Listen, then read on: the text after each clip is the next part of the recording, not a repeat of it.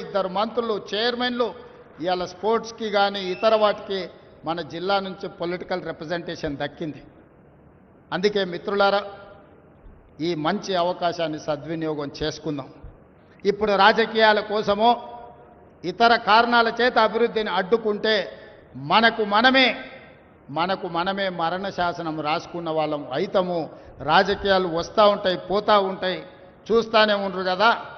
ఒకప్పుడు ఏ పార్టీని బతకనియేమో, ఎవరు రాజకీయం కాదు కదా, నిద్రలో కూడా శాసనసభ్యులు అవుతామన్న ఆలోచన చెయ్యొద్దు అని ఆనాడు అక్రమ కేసులు పెట్టి ఎంతమందిని జైళ్ళకు పంపించారు.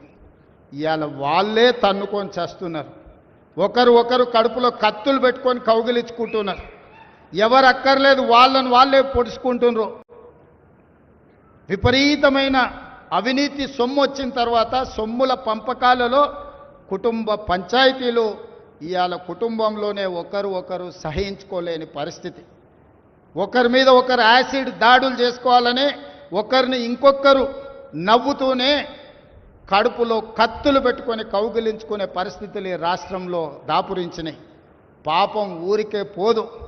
పెద్దలు చెప్పిండ్రు, చేసుకున్న వాడికి చేసుకున్నంత మహానుభావ అని చెప్పిండ్రు.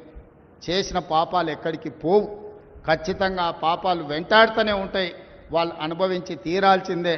ఆయన వెనకాల ఈయన ఉన్నాడని, ఈయన వెనకాల ఆయన ఉన్నాడని. నేను ఒక మాట చెప్పదలుచుకున్నాను, అంత చెత్తగాళ్ళ వెనకాల నేనెందుకు ఉంటానయా? నేను నాయకుడిని ఉంటే ముందుంటా, మా వాళ్ళకు తోడుకుంటా.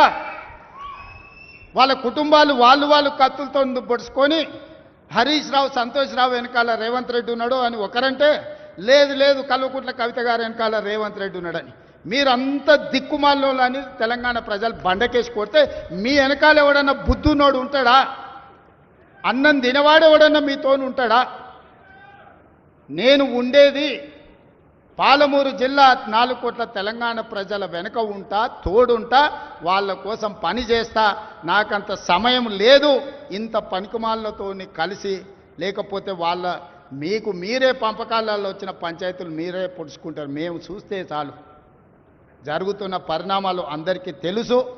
దయచేసి మీ వివాదంలోకి మీ కుటుంబ పంచాయతీలనో మీ కుల పంచాయతీలనో మమ్మల్ని లాగకండి. మాకెలాంటి ఆసక్తి లేదు.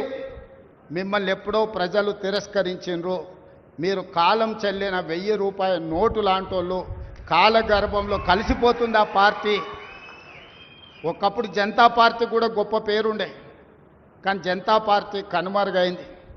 ఆ తర్వాత తెలుగుదేశం పార్టీ ఒక అద్భుతమైన పార్టీ, చాలామందికి అవకాశాలు కల్పించిన పార్టీ. కొంతమంది కుట్రల వల్ల ఆ పార్టీ కూడా ఈరోజు తెలంగాణలో ఒక సమస్యను ఎదుర్కొంటుంది.